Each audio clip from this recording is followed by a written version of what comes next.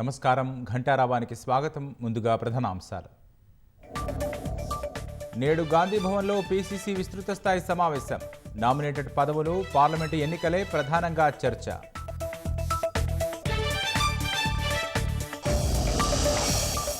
కేంద్రం నుంచి మరిన్ని నిధులు రాబట్టుకునేలా సర్కారు చర్యలు. ప్రాయోజిత పథకాల పూర్తిస్థాయి వినియోగించుకునేలా కసరత్తు.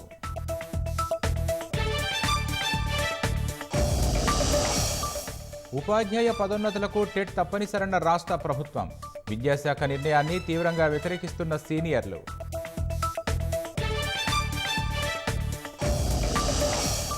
హిట్ అండ్ రన్పై కొత్త నిబంధనలు అమల్లోకి రాలేదన్న కేంద్రం. విస్తృత చర్చలు జరిపాకే నిర్ణయం తీసుకుంటామని ప్రకటన.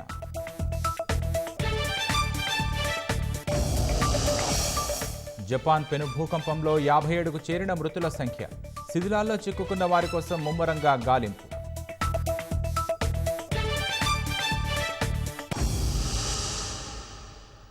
నామినేటెడ్ పదవులు, పార్లమెంటు ఎన్నికలే ప్రధాన ఎజెండాగా నేడు పీసీసీ విస్తృత స్థాయి భేటీ జరగనుంది. ఆ సమావేశం పీసీసీ అధ్యక్షుడు ముఖ్యమంత్రి రేవంత్ రెడ్డి అధ్యక్షతన జరగనుంది. శాసనసభ ఎన్నికల్లో పార్టీ గెలుపు కోసం పనిచేసిన, టికెట్లు త్యాగం చేసిన నాయకులకు అధిక ప్రాధాన్యత ఇచ్చి నామినేటెడ్ పదవులు ఇవ్వనున్నట్లు ఇప్పటికే సీఎం ప్రకటించడంతో ఎవరికి పదవీ యోగం దక్కుతుందనే విషయంపై ఉత్కంఠ నెలకొంది. పార్లమెంటు ఎన్నికల్లో అనుసరించాల్సిన వ్యూహంపైన సమావేశంలో విస్తృతంగా చర్చించనున్నారు. రాష్ట్రంలోని దాదాపు 100 నామినేటెడ్ పదవుల భర్తీపై కాంగ్రెస్ కసరత్తు ముమ్మరం చేసింది. ఎన్నికల్లో టికెట్లు త్యాగం చేసిన వారు, పార్టీ కోసం పనిచేసిన వారికి నామినేటెడ్ పదవులిస్తామని కాంగ్రెస్ హామీ ఇచ్చింది. కొందరికి ఎమ్మెల్సీ, రాజ్యసభ పదవులు ఇస్తామని ఎన్నికలకు ముందు హామీ ఇచ్చారు. ఎమ్మెల్సీ భర్తీపై కసరత్తు చేస్తున్నా మరికొంత సమయం పట్టే అవకాశం ఉంది. రాజ్యసభ ఖాళీలో ఇప్పట్లో లేనందున నామినేటెడ్ పదవుల భర్తీతో క్షేత్రస్థాయిలో బలోపేతం చెయ్యొచ్చని హస్తం పార్టీ భావిస్తోంది. సంక్రాంతిలోపు నామినేటెడ్ పోస్టులు భర్తీ చేస్తామని ముఖ్యమంత్రి రేవంత్ రెడ్డి ప్రకటించడంతో నేతలంతా పదవుల కోసం తమ వంతు ప్రయత్నాలు చేస్తున్నారు. ఇప్పటికే సీఎం రేవంత్ రెడ్డి పీసీసీ కార్యవర్గం సహా అనుబంధ విభాగాల నుంచి జాబితా తెప్పించుకుని పరిశీలన చేస్తున్నట్లు తెలుస్తోంది. ఎన్నికల సమయంలో వార్ రూమ్, ఇతర కార్యక్రమాలతో పాటు నియోజకవర్గాల్లో అభ్యర్థుల గెలుపు కోసం ప్రచారం చేసిన నేతల జాబితా సిద్ధం చేసినట్లు తెలుస్తోంది. మంత్రులు, ఎమ్మెల్యేలు అధిష్టానంతో చర్చించాకే తుది నిర్ణయం తీసుకునే అవకాశం ఉందని తెలుస్తోంది.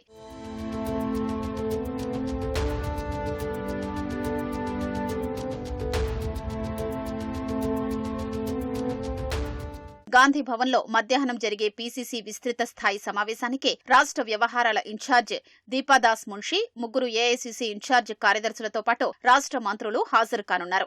ఎటువంటి పైరవీలకు తావు లేకుండా నామినేటెడ్ పదవులు భర్తీ ఉంటుందని పార్టీ వర్గాలు చెబుతున్నాయి. పార్లమెంటు ఎన్నికలపైన సమావేశంలో చర్చించనున్నట్లు రాష్ట్ర కార్యనిర్వాహక అధ్యక్షుడు మహేష్ కుమార్ గౌడ్ వెల్లడించారు. అసెంబ్లీలో ఏ విధంగా అయితే ప్రజలు నమ్మి ఓటేస్తే కాంగ్రెస్ పార్టీ అధికారంలోకి వచ్చిందో అదే మాదిరిగా వచ్చే పార్లమెంటు ఎన్నికల్లో కూడా 12 నుంచి 15 సీట్లు గెలుచుకోవాలంటే ఒక ఆలోచనతో కాంగ్రెస్ పార్టీ ముందుకు సాగుతున్న ఈ వేళ సమావేశం చాలా ప్రాముఖ్యత సంతరించుకుంది. లోక్సభ ఎన్నికల్లో అనుసరించాల్సిన వ్యూహంతో పాటు అధికారంలోకి రావడానికి దోహదపడిన ప్రతి కార్యకర్తకు న్యాయం చేయాలన్న తపనతో కష్టపడ్డ ప్రతి కాంగ్రెస్ కార్యకర్త న్యాయం చేకూర్చే విధంగా ఎలాంటి కార్యక్రమాలు తీసుకోవాలి ఇవన్నీ కూడా చర్చించే అవకాశం ఉంటుంది.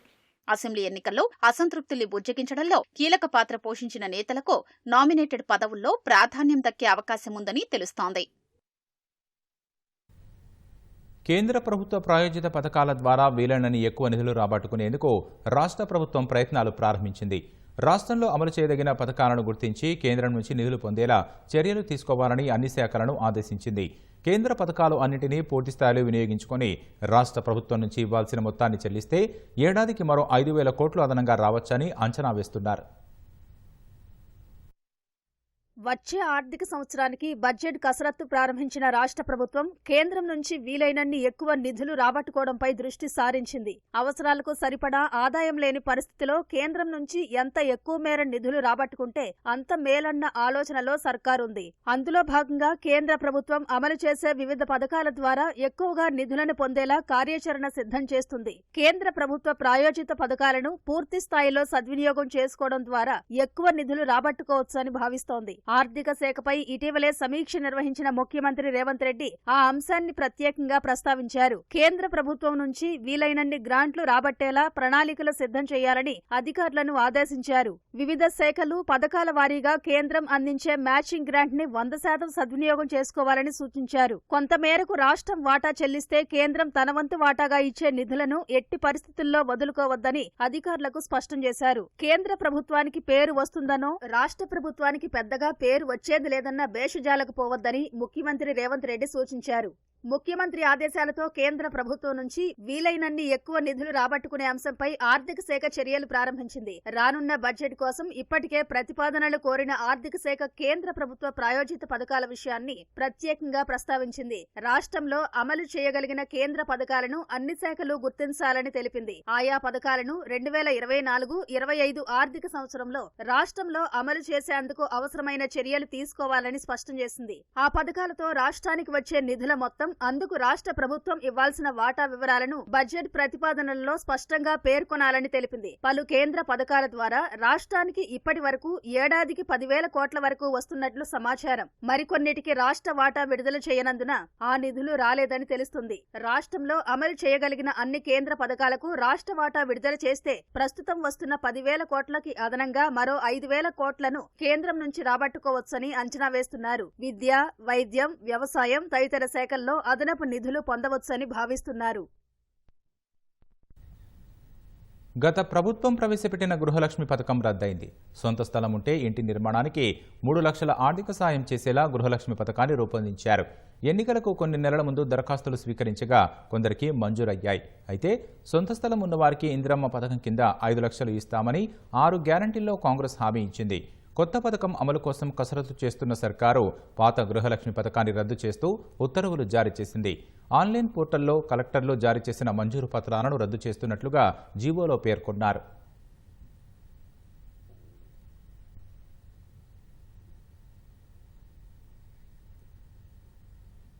ఎక్కువ మంది ప్రజలు ప్రాంతాలకు ఉపయోగపడేలా మెట్రో రైలు విస్తరణ ప్రతిపాదనలను మెరుగుపరచాలని ముఖ్యమంత్రి రేవంత్ రెడ్డి ఆదేశించారు.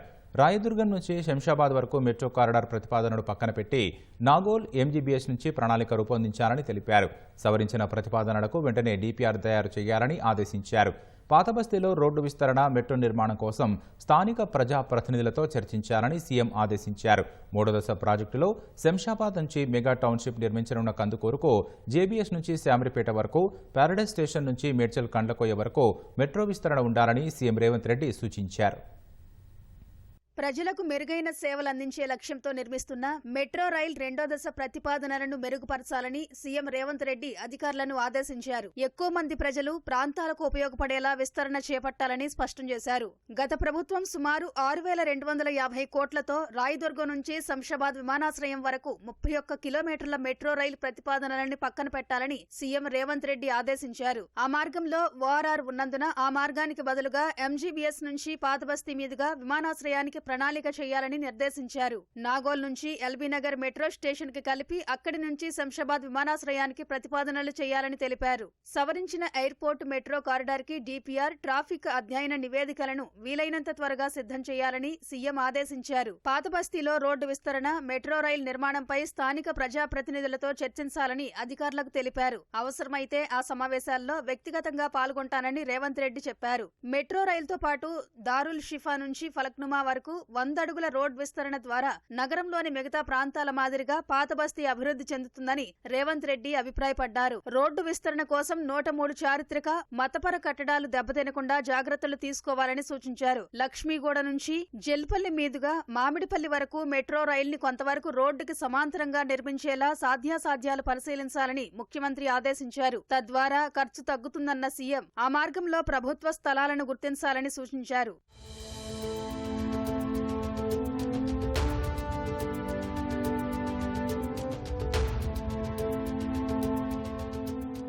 ప్రస్తుతం ఉన్న మెట్రో కారిడార్ని విస్తరించాలని అధికారులను ముఖ్యమంత్రి రేవంత్ రెడ్డి ఆదేశించారు. మియాపూర్ నుంచి చందానగర్, బిహెచ్ఈఎల్ మీదుగా పటాన్చెరు, ఎంజీబీఎస్ నుంచి ఫలక్నుమా, చంద్రాయణగుట్ట, మైలార్ దేవుపల్లి మీదుగా ఎయిర్పోర్ట్ కు మెట్రో నడిపేలా ప్రణాళికలు సిద్ధం చేయాలని సీఎం సూచించారు.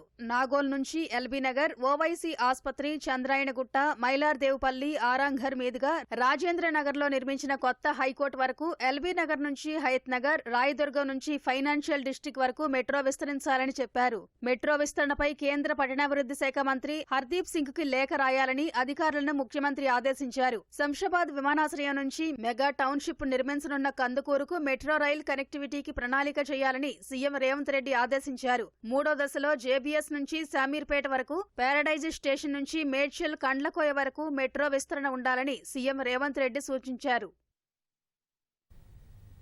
భారతీయ న్యాయ సంహిత కింద ఇటీవల కేంద్రం తెచ్చిన హిట్ అండ్ రన్ కేసులకు సంబంధించి దేశవ్యాప్తంగా ట్రక్కు డ్రైవర్లు ఆందోళన చేస్తున్న క్రమంలో కేంద్రం కీలక ప్రకటన చేసింది. కొత్త చట్టాల్ని అప్పుడే అమలు చేయడం లేదని, మున్ముందు అమలు చేయాలనుకున్నప్పుడు వారితో పూర్తిగా చర్చిస్తామని స్పష్టం చేసింది. మంగళవారం ట్రాన్స్పోర్టు సంఘాలతో భేటీ అయిన కేంద్ర హోంశాఖ కార్యదర్శి అజయ్ భల్లా డ్రైవర్లు ఆందోళన విరమించి పనుల్లోకి వెళ్లాలని విజ్ఞప్తి చేశారు. భారత న్యాయ సంహిత చట్టంలో హిట్ అండ్ రన్ కేసులకు సంబంధించి తెచ్చిన కఠిన నిబంధనలకు వ్యతిరేకంగా దేశవ్యాప్తంగా ట్రక్కు డ్రైవర్లు సమ్మె చేస్తున్న నేపథ్యంలో కేంద్ర హోంశాఖ కార్యదర్శి అజయ్ భల్లా వారితో చర్చలు జరిపారు. మంగళవారం అఖిల భారత మోటార్ రవాణా కాంగ్రెస్ ప్రతినిధులతో సమావేశమైన అజయ్ భల్లా చర్చలు సఫలమయ్యాయని తెలిపారు.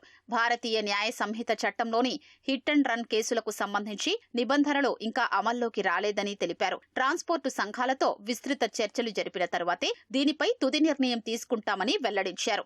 మునుముందు చట్టాలు అమలు చేయాలి అనుకున్నప్పుడు అందరితో చర్చిస్తామని హామీ ఇచ్చారు. ట్రక్కు డ్రైవర్లు సమ్మె విరమించారని కోరారు. All India motor transport Congress के प्रतिनिधियों से आज 2 जनवरी 2024 को विस्तृत चर्चा की। सरकार ये बताना चाहती है कि ये नए कानून एवं प्रावधान अभी लागू नहीं हुए हैं। हम ये भी बताना चाहते हैं कि भारतीय न्याय संहिता की धारा 106(2) को लागू करने से पहले all India motor transport Congress से विचार विमर्श करने के बाद ही निर्णय लिया जाएगा। हम all India motor transport Congress तथा सभी वाहन चालकों से अपील करते हैं कि आप अपने अपने कामों पर वापस लौट आएं। धन्यवाद। త్వరలో అమల్లోకి రానున్న భారతీయ న్యాయ సంహిత సెక్షన్ 106లోని 2 నిబంధనలకు వ్యతిరేకంగా సోమవారం నుంచి 3 రోజుల పాటు దేశవ్యాప్త నిరసనలకు ట్రక్కు డ్రైవర్లు పిలుపునిచ్చారు. దీంతో దేశంలోని అనేక నగరాల్లో భారీ ట్రాఫిక్ జామ్లు, పెట్రోల్ బంకుల వద్ద క్యూలైన్లు, హింసాత్మక ఘటనలు చోటు చేసుకున్నాయి. ఈ చట్టం కింద హిట్ అండ్ రన్ కేసులో గరిష్టంగా 10 ఏళ్ల జైలు శిక్ష, భారీ జరిమానా నేపథ్యంలో ట్రక్కులు, లారీలు, ప్రైవేటు బస్సు డ్రైవర్లు ఆందోళన వ్యక్తం చేస్తున్నారు. ఒకవేళ జైలు శిక్ష పడితే 10 ఏళ్ల పాటు కుటుంబాలకు దూరంగా ఉండాల్సి వస్తుందని, తమ కుటుంబాలు రోడ్డున పడతాయని ఆందోళన చెందుతున్నారు. 7 లక్షల జరిమానా చెల్లించడం కూడా సాధ్యం కాదని ఆందోళన చెందుతున్నారు. ఈ నిబంధన వల్ల కొత్తవారు ఈ వృత్తిని చేపట్టేందుకు ముందుకు రారని డ్రైవర్ల సంఘాలు పేర్కొంటున్నాయి. అందుకే శిక్షతో పాటు జరిమానా కూడా తగ్గించాలని డిమాండ్ చేస్తున్నాయి.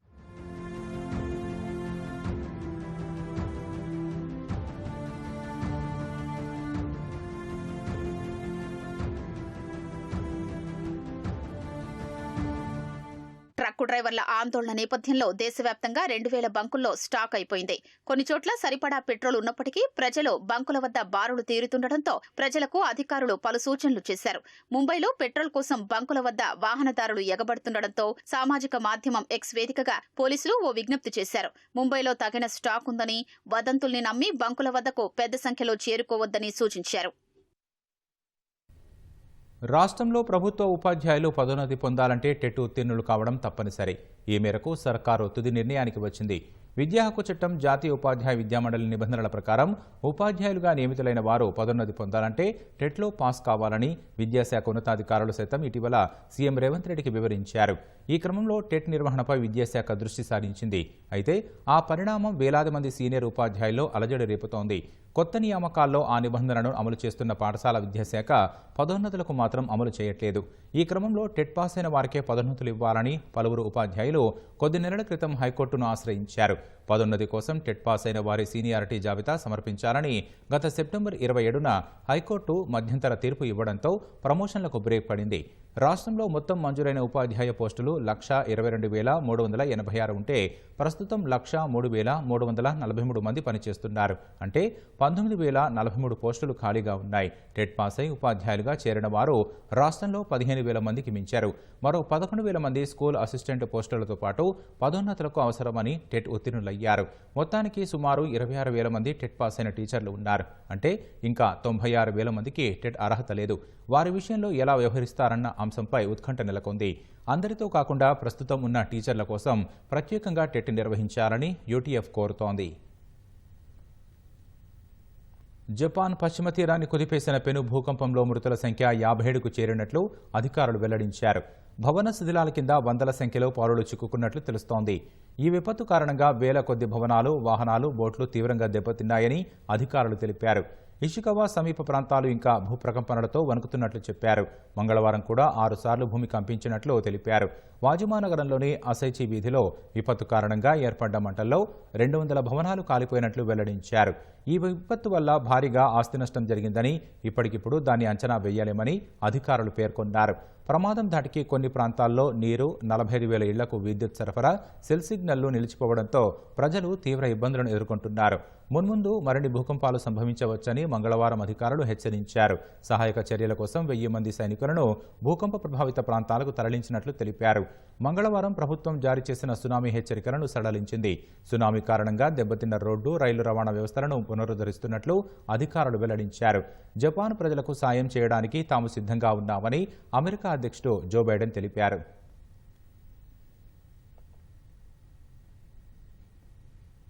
లెబనాన్ రాజధాని బీరుట్ శివారులో మంగళవారం ఇజ్రాయెల్ జరిపిన డ్రోన్ దాడిలో హమాస్ అగ్రనేత, మిలిటెంట్ విభాగం వ్యవస్థాపకుల్లో ఒకరైన సలేహ్ అరౌరీ మృతి చెందారు. డ్రోన్ దాడితో జరిగిన పేలుడులో 6 మరణించినట్లు లెబనాన్ అధికారి వెల్లడించారు. మృతుల్లో అరౌరీ కూడా ఉన్నట్లు తెలిపారు. అయితే ఈ ఘటనపై స్పందించేందుకు ఇజ్రాయెల్ నిరాకరించింది. హెజ్బొల్లాకు గట్టి పట్టున్న ప్రాంతమైన దక్షిణ బీరుట్ శివారులో ఈ ఘటన జరగడం కలకలం రేపింది. అరౌరీ హత్య నేపథ్యంలో యుద్ధం మరింత తీవ్రమయ్యే అవకాశం ఉందన్న ఆందోళన వ్యక్తమవుతోంది. ఈ ఘటనపై ప్రకటన విడుదల చేసిన లెబనాన్ ఆపద్ధర్మ ప్రధాని నజీబ్ మికాతి ఇజ్రాయెల్ తమను యుద్ధంలోకి లాగాలని చూస్తోందని ధ్వజమెత్తారు. హమాస్తో యుద్ధం ఈ ఏడాది అంతా కొనసాగే అవకాశం ఉందని ఇజ్రాయెల్ ప్రకటించింది. ఆ మేరకు బలగాల మోహరింపు విషయంలో ప్రణాళికబద్ధంగా ముందుకు వెళుతున్నట్లు వెల్లడించింది. ఈ క్రమంలో కొంతమంది బలగాలకు విశ్రాంతి ఇచ్చేందుకు వెనక్కి పిలుస్తున్నట్లు వివరించింది. గాజా నుంచి భారీ సంఖ్యలో బలగాలను వెనక్కి పిలుస్తున్నామని ఇజ్రాయెల్ ప్రకటించిన మరుసటి రోజే భీకర యుద్ధం చోటు చేసుకుంది. గాజా వ్యాప్తంగా ఇజ్రాయెల్ సైన్యంతో మిలిటెంట్ల పోరాటం కొనసాగుతోంది. దక్షిణ గాజాలోని ఖాన్ యూనిస్ నగరంలో హోరాహోరీ పోరు చోటు చేసుకుంది. గత 24 గంటల వ్యవధిలో యుద్ధం కారణంగా 207 మంది పాలస్తీనా వాసులు ప్రాణాలు కోల్పోయినట్లు గాజా ఆరోగ్య శాఖ తెలిపింది. యుద్ధం కారణంగా ఇప్పటికే సుమారు 22,000 మంది పాలస్తీనీలు ప్రాణాలు కోల్పోయిన నేపథ్యంలో ఇజ్రాయెల్పై అంతర్జాతీయ సమాజం నుంచి ఒత్తిడి తీవ్రమైంది. ఫలితంగా బలగాలను వెనక్కి తీసుకుంటున్నట్లు ప్రకటించగా హమాస్ మిలిటెంట్లు సరిహద్దుల్లో దురాగతాలకు ప్రణాళికలు రచించినట్లు ఐడీఎఫ్ బలగాలు గుర్తించాయి. సరిహద్దుల్లోని తీర ప్రాంతాల్లో పెద్ద ఎత్తున బాంబులను అమరుస్తున్నట్లు వెల్లడించాయి. ఐడీఎఫ్ బలగాలను లక్ష్యం చేసుకుని బాంబులు పేల్చేందుకు సిద్ధమవుతున్నట్లు వివరించాయి. ఫలితంగా ఇజ్రాయెల్ నౌకాదళం, వాయుసేన, మిలిటరీ బలగాలు ఉగ్రవాదుల ఏరివేత చేపట్టాయి. ఈ క్రమంలో పెద్ద సంఖ్యలో మిలిటెంట్లను అంతమొందించినట్లు ఇజ్రాయెల్ సైన్యం ఓ ప్రకటనలో తెలిపింది. హమాస్ నిల్వ ఉంచిన ఆయుధ గోదామును కూడా గుర్తించినట్లు వెల్లడించింది.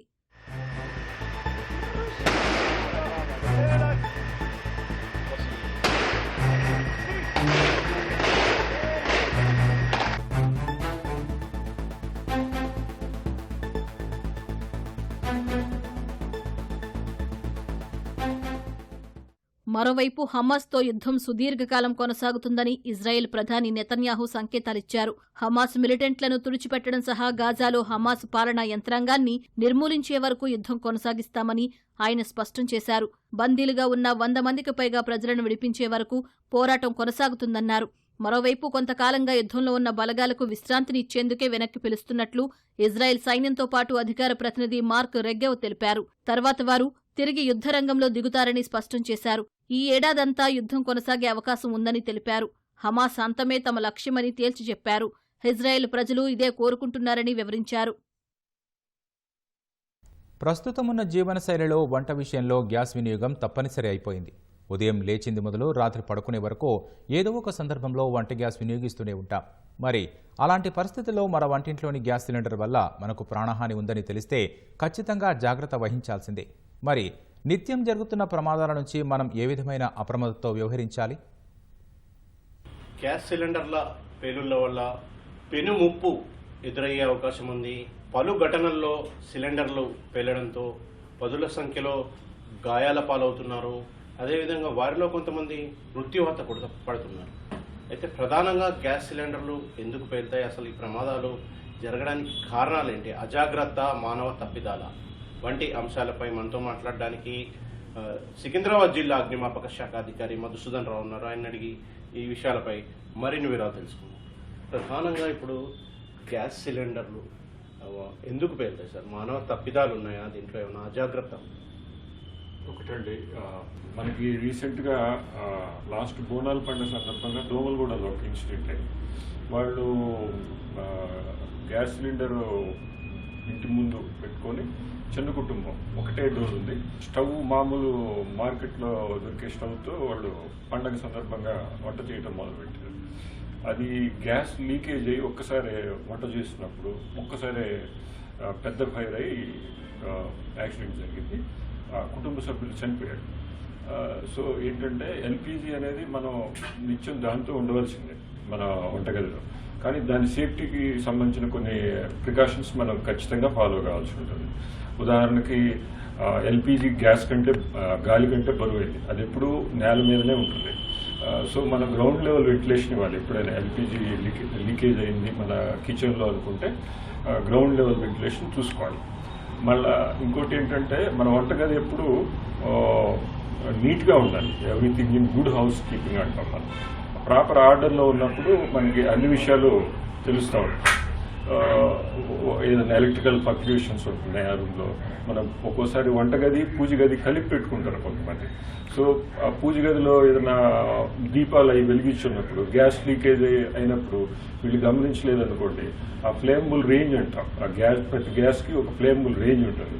ఆ రేంజ్లోకి ఆ గ్యాస్ రాగానే ఆటోమేటిక్గా ఫైర్, ఎందుకంటే ఇది fine mixing of gas with oxygen, fire catch కాగానే పెద్ద ఎక్స్ప్లోజన్ సంభవిస్తుంది. మనం ఫైర్ కావడానికి 3 ఎలిమెంట్స్ కావాలంటామండి సహజంగా: ఆక్సిజన్, ఫ్యూయల్, టెంపరేచర్.